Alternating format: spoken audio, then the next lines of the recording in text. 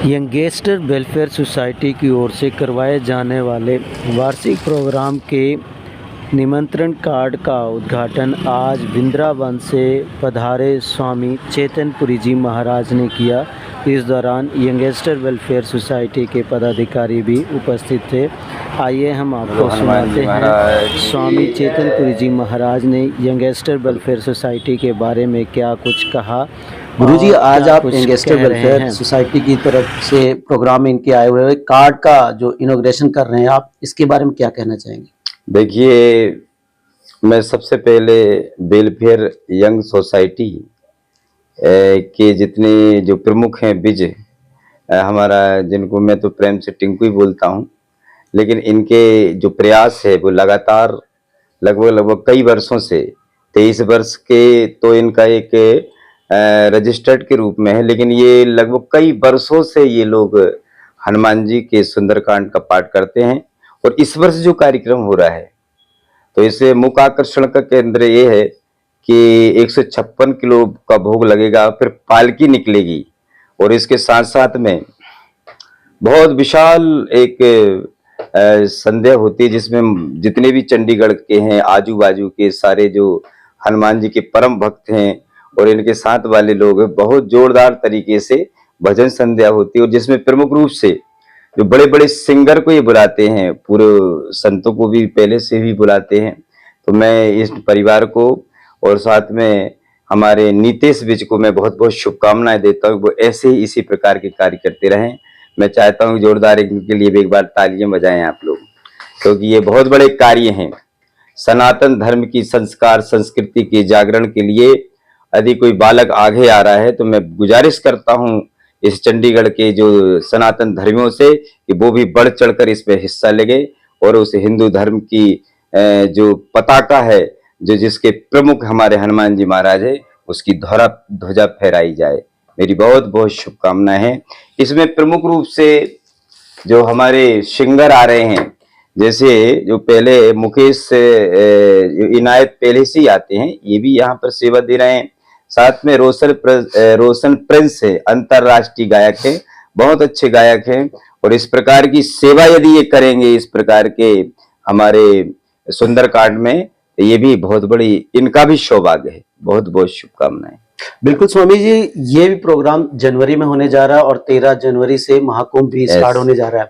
तो कैसा सहयोग, कैसा देखते हो कि इस तरह के कार्यक्रम जनवरी में ही बन रहे हैं? किस तरह देखते हैं आप? हाँ, देखिए ऐसा है कि सबसे पहले मैं आपसे ये बोलना चाहूंगा कि जनवरी जो पौष मास है, 12 एक वर्ष में 12 माह होते हैं, तो 11 महीने लगभग आप संसार के कार्यों में रहिए और एक माह आप तपस्या के रूप में रहिए। इसलिए कुंभ जैसे महा उत्सव मेला जहां पर संत इकट्ठे होते हैं, श्रद्धालु तो 40 करोड़ होते ही हैं, साथ में सातों अखाड़ों के आचार्य और लगभग 10 लाख संत, जिस वजह से 2 लाख नागा निकलेंगे जिनके शरीर पर कोई भी वस्त्र नहीं होता, जो दिगंबर रूप में रहते हैं, जो सनातन धर्म के प्रचार प्रसार के लिए देश देशांतर से लोग आते हैं।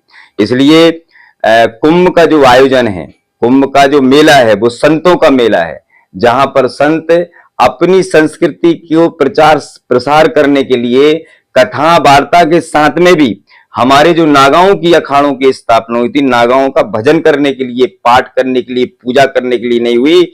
नागा अखाड़ों की जो स्थापना हुई थी वो हिंदू धर्म की रक्षा के लिए हुई थी, जिसका मतलब है कि हमने मंदिर और गुरुद्वारा और दूसरे जो हमारे प्रार्थना, हमारे प्रेयर के जो स्थान थे, उसमें मुगल लोग तोड़ते थे। इसलिए नागा लोगों ने अपने शरीर की आहुति देकर धर्म की रक्षा करने के लिए इन अखाड़ों का निर्माण करके कुंभ मेला की स्थापना की। और आप मतलब कि सनातन की बात आप कर रहे हैं, तो सनातन में अगर देखा जाए, जो वर्तमान में जो भारत के हालात चल रहे हैं, कुछ ऐसे विवाद पैदा हो रहे हैं आपस में कुछ समुदाय में, उसको किस तरह से देखते हैं आप? देखिए, सनातन धर्म एक यूनिवर्सल धर्म है जो हमेशा से है, और सनातन धर्म एक ऐसा धर्म है जो इसको सनातन मतलब जो हमेशा से हो उसको बोलते हैं। और विवादित चीजें हैं ये तो पहले से ही चली आ रही हैं। यदि हम मुगल काल के साथ में पूर्व में यदि हम रामायण के इतिहास और महाभारत को देखते हुए, तो उस समय देवी राक्षस और देवता हुआ करते थे, दोनों के बीच में संघर्ष हुआ करता था। इसलिए समाज समाज संस्कृति ये दोनों धरोहर है। संस्कृति समाज से और समाज से संस्कृति है। इन समाज को संस्कृति को जागृत करने के लिए बीच बीच में इस प्रकार से होता रहता है, कोई नई बात नहीं।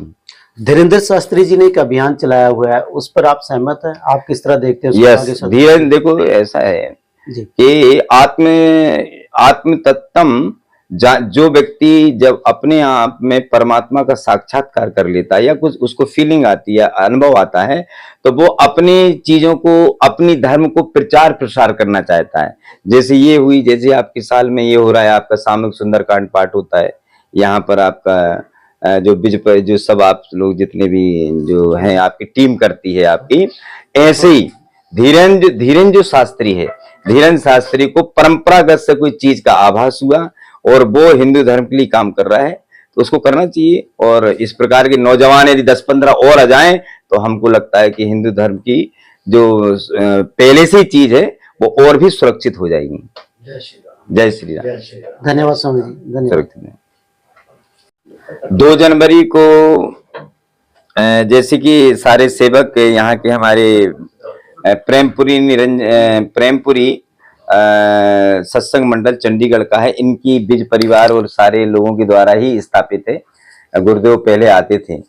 तो इसमें 2 जनवरी को शोभा यात्रा है, 14, 29 और 3 फरवरी को स्नान और सबसे बड़ा भंडारा, जिसमें कम से कम हम लोग 20,000 लोगों को एक दिन में भोजन कराते हैं।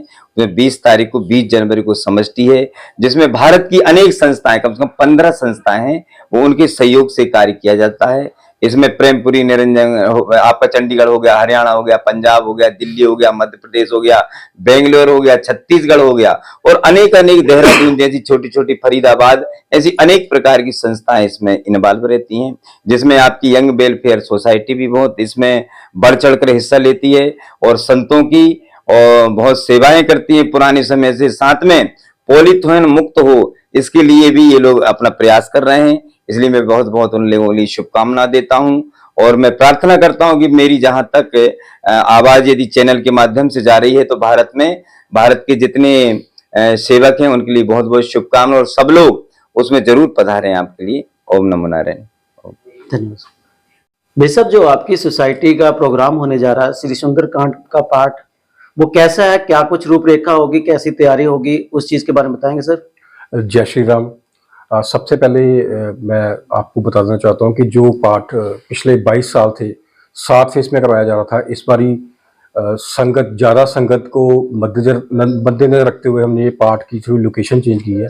इस बारी पाठ हमारा 2 फेस बैंक ऑफ महाराष्ट्र के बाहर पार्किंग में करवाया जा रहा है और इसमें विशेष तौर पर अंतर्राष्ट्रीय गायक श्री मुकेश अनायत जी और रोशन प्रिंस जी हनुमान जी का गुणगान करेंगे। चंडीगढ़ से अशोक जी एवं उनके सदस्य सुंदरकांड पाठ का गुणगान करेंगे। इस शुभ अवसर पर विशेष तौर से महाकुंभ प्रयाग नगरी से, वृंदावन से हमारे परम पूज्य महामंडलेश्वर स्वामी जी विशेष तौर पर पधार रहे हैं। इस बार की जो रूपरेखा है, इस बार हम सुबह 9 बजे 3A के मंदिर से शोभा यात्रा निकालेंगे हनुमान जी की।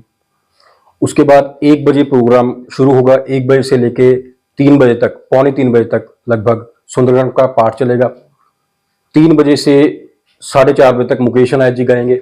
उसके बाद 4:30 से लेके लगभग 7:30-8 बजे तक श्री रोशन प्रिंस जी गाएंगे और उसके बाद भव्य विशाल आरती का आयोजन किया जाएगा। साथ में प्रभु इच्छा तक लंगर चलाया जाएगा। सर, कितनी गैदरिंग होगी और उस गैदरिंग को जो लोग आएंगे किसी कोई प्रॉब्लम ना हो, उसके लिए सिक्योरिटी वगैरह क्या इंतजाम होता है आप लोगों की तरफ से? देखिए, सिक्योरिटी के लिए जैसे हर वर्ष की तरह पुलिस प्रशासन और हमारे जो हमारे शहर के डीसी साहब हैं, जो भी हैं, जो वो हर बार हमें मदद करते हैं। इस बार भी उनको हमारी तरफ से लेटर दी गई हुई है, तो वो पूरा सहयोग, आशा करते हैं पूरा सहयोग उनसे मिलेगा।